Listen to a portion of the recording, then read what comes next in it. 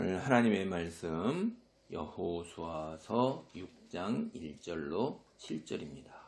이 6장 여기가 이제 뭐냐면 여리고성이 이제 무너지는 놀라운 기적이 있는 거예요.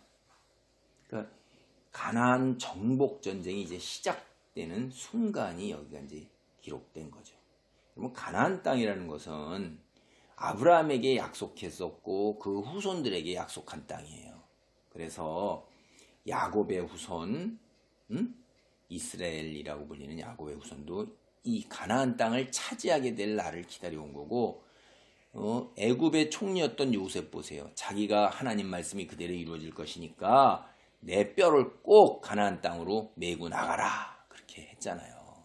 그러니까 이 믿음의 조상들은 하나님께서 하신 말씀이 그대로 이루어질 거를 믿고 기다렸던 거예요.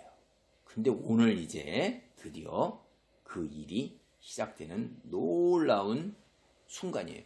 그런데 여기 무서운 것은, 제가 무섭다고 그러는 게 뭐냐면 우리 상식으로 이해가 가지 않기 때문에 무서운 거예요. 믿고 의지하기가 굉장히 어렵고 순종하기가 어렵다는 거죠. 전쟁을 하려고 그러면 무기를 준비해서 이제 공격을 해나가야 되는데, 하나님께서 이들을 훈련시키는데 요단강을 건널 때에도 강 속으로 들어가라고 그러잖아요. 제사장이 들어가고, 그리고 너희는 3일 동안 성결하게 전쟁 준비를 하는 게 아니에요. 하나님 말씀 믿고 순종하는 거라는데 여기서도 똑같은 방법이에요. 하나님께서 베푸신 기적을 통해서 이스라엘이 인간의 상식으로는 건널 수 없는 요단강입니다. 홍수로 범람했기 때문에. 그런데 그게 4장 22절에 이제 건널 수 이런 말이 없잖아요. 요단강. 근데 이번에 7절 끝에 보면 여호와의 궤 앞에서 나아갈지니라 이런다는 게 동사가 똑같은 거예요. 원문을 보면 건너다는 거예요.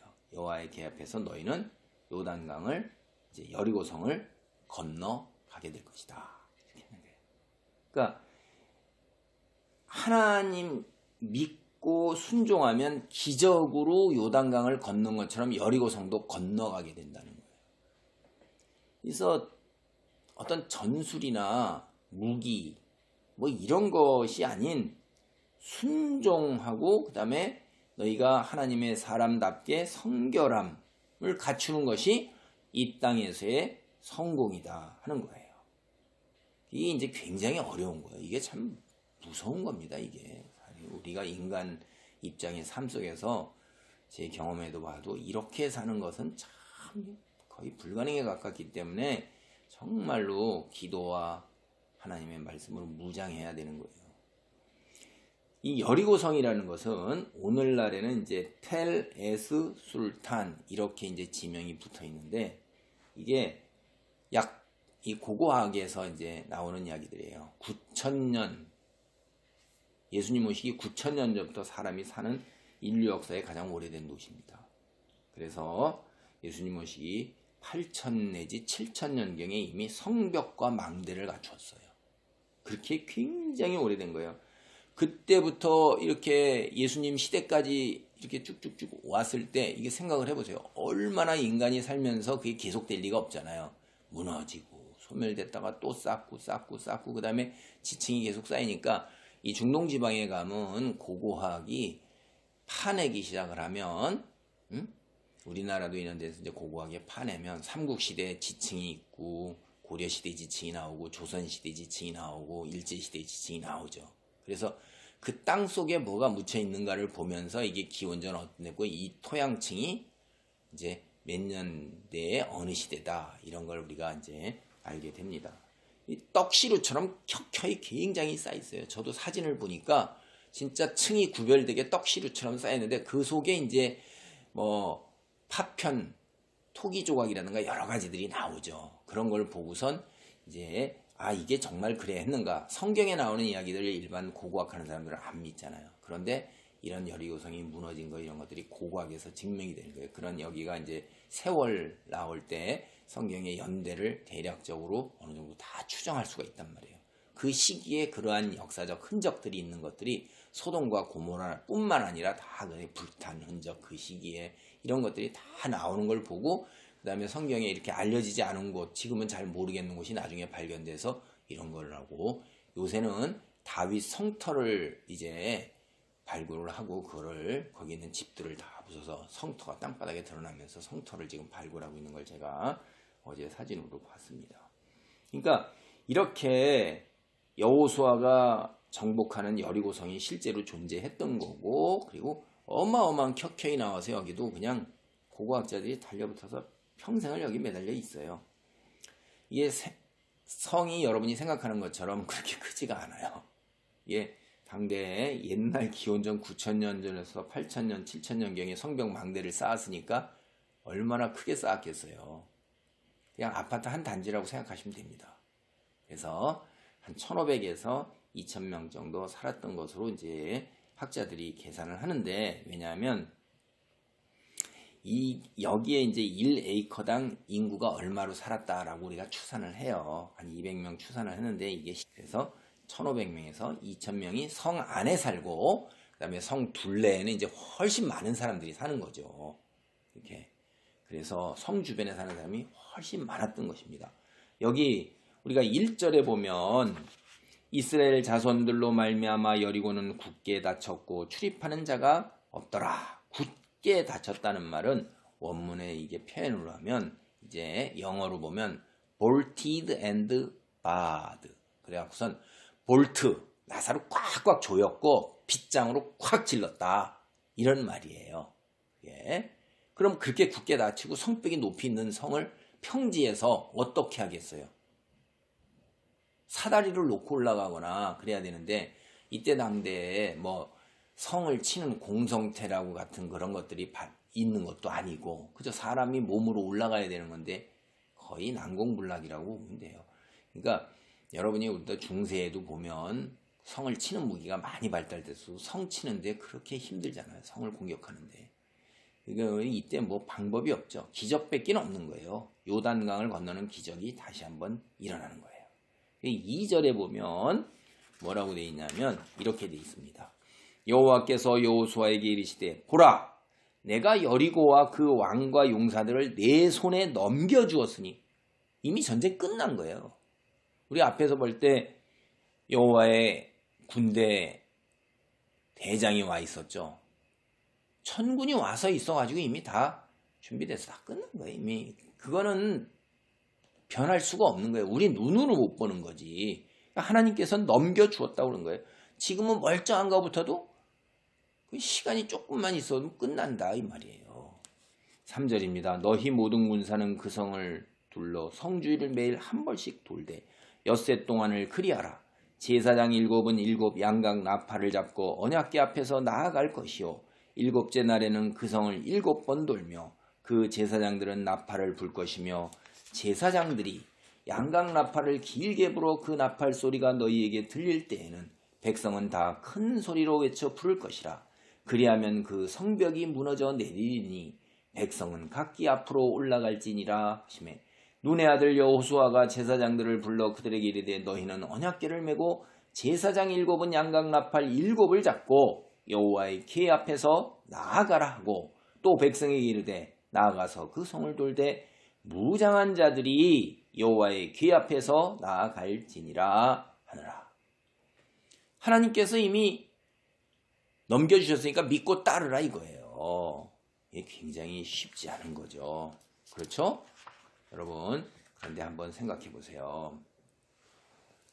하나님께서 지시하시는 방법이, 이게 우리가 사는 세상에서 상식과 경험과 우리의 그 지식으로 아는 거예요. 이게 말이 되는 방법이에요. 그냥 한 바퀴씩 매일 돌아요. 그리고 7일째 7바퀴를 돌아요. 그리고 소리를 질러요. 그럼 무너져 내린다 이 말이에요. 행렬의 마지막 부분이 다 출발도 안 했는데 앞부분이 들어왔을 가능성이 높아요. 그렇게 작은 성인 것입니다. 이게. 야, 이 방법에 근데 이스라엘 민족이 순종하잖아요. 일치단결해갖고 여호수아가 그렇게 하라고 딱 하는데, 그런데 요단강을 건널 때는 여호와의 궤가 먼저 갔어요. 근데 이번에는 무장한 병사를 앞세우고 그 다음에 여호와 궤를 합니다. 왜 그랬을까요? 하나님께서 일부러 그러시는 거예요. 이게 필요가 없는 거예요. 그런데도 하나님께서 너희도 전쟁에 참여하고 있다는 것을 상징적으로 드러내는 거예요. 자세를 갖추고. 전쟁을 하나님께서 기적으로 다 행하신다 할지라도 믿는 자는 믿고 순종하면서 자세를 갖추고 있어야 되는 거예요. 그래서 앞서서 돌게 해서 우리도 지금 뭐 하고 있는 거예요? 전쟁을 수행하고 있는 겁니다. 놀라운 이 예식이 벌어지고 있는 거예요. 여러분, 왜 하필 7일 동안 행하라 했을까요? 이거 지금 이때가 뭐냐 하면 6월절에서 무교절이 시작되는 거예요. 여러분, 이거는 출애굽기 우리 말씀 12장 13절로 15절 말씀을 한번 살펴보도록 하겠습니다. 내가 애굽 땅을 칠 때 그 피가 너희가 사는 집에 있어서 너희를 위하여 표적이 될지라. 내가 피를 볼 때 너희를 넘어가리니 재앙이 너희에게 내려 멸하지 아니하리라. 너희는 이 날을 기념하여 여호와의 절기를 삼아 영원한 규례로 대대로 지킬지니라. 너희는 이래 동안 무교병을 먹을지니 그 첫날에 누룩을 너희 집에서 제하라. 무릇 첫날부터 7째 날까지 유교병을 먹는 자는 이스라엘에서 끊어지리라. 아멘. 그러니까 6월절이 있고 난 다음 날, 그 밤에 이제 패스오버가 지나갔잖아요. 그리고 하나님의 사신이 패스오버 한 거예요. 죽음의 신이. 그리고 다음 날부터 무교절이 시작되는 겁니다. 그래서 7일 동안 누룩을 넣지 않은 걸 먹었어요. 이게 지금 이 절기가 이 여리고성을 도는 절기예요. 그러니까 7일이 그리고 완전하고 포괄적인 거죠. 7은 성경에서 7번을 돌고 마지막 날에 7번을 돌았어요. 이들이 돌면서 뭘 하겠어요? 우리 선조에게 10가지 재앙을 내리시고 홍해를 가르신 하나님, 그걸 기억하는 거죠.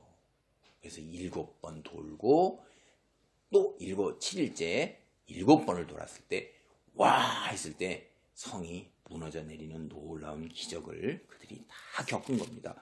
온 민족이 다 겪었어요. 그러니까 이스라엘이 이제 이 성을 정복하기 위해서 한 게 사실은 하나님께서 정하신 예배 의식이에요. 순종에 어떻게 하는가 하는 그 의식을 갖다가 그들이 행한 것입니다. 예배를 행한 거라고 보시면 돼요. 영적인 행군이에요. 그래서 북한도 막 그런 거를 본따 가지고서 막 그냥 그렇게 막 몰아붙이죠. 이게 이 악한 자들은 하나님 거를 싹 본따 가지고 얼마나 잘 본다는지 몰라요. 말이니 뭐니 용어니 다 본따 가지고 살짝 비틀어 가지고 지네 걸로 써요. 그래서 영적 예식을 치룬 하나님, 그들에게 하나님의 기적이 임한 것입니다. 여러분도 기도와 예배에 힘써서 늘 하나님의 백성으로 은혜를 누리시기 바랍니다. 기도하시겠습니다. 하나님 감사합니다.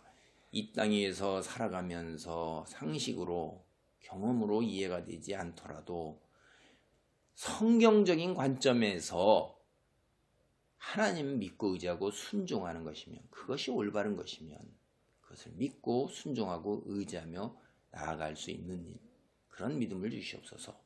무조건 믿고 나의 소욕과 필요를 채우기 위해서 말도 안 되는 것을 믿고 의지하고 따르라는 것이 아니라 하나님, 성경에 비추어서 하나님의 백성으로 정결함과 의로움과 거룩함을 이 땅에서 힘입기 위해서 내 능력과 내 경험으로 믿지 못하겠지만 따를 수 있는 그런 올바른 분별력과 능력을 허락하여 주옵소서. 예수님의 이름으로 기도합니다. 아멘.